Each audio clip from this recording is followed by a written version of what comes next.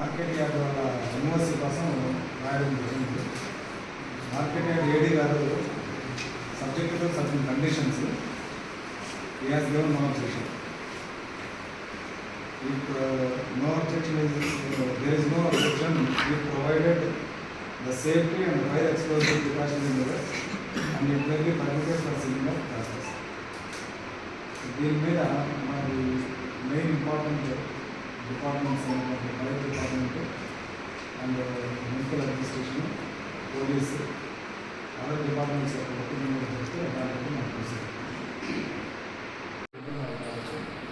వర్షాలు కొంత సేఫ్టీ ఉంటుంది బట్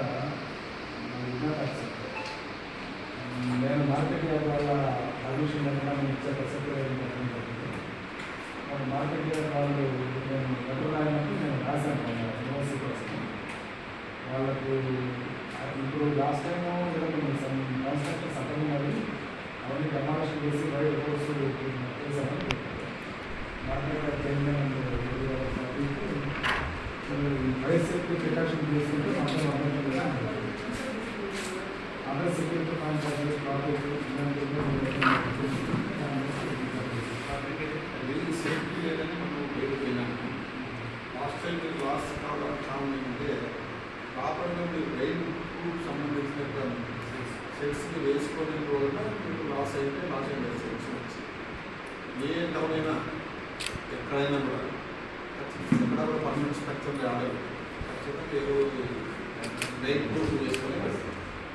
మరి మీరు సార్ పోయినాము అలా దాన్ని ఎందుకు కలుగుతుంటాం.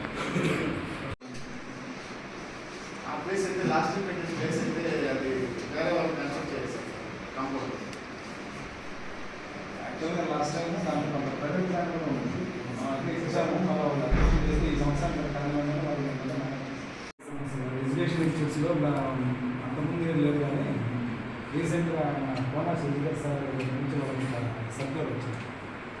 No other private business should be permitted in school premises section చేసి serious circular school premises ground అంతే స్కూల్కి సంబంధించిన కాలేజ్ సంబంధించిన వాడద్దని వాళ్ళ సీరియస్ వార్నింగ్ వచ్చింది. మెకానికల్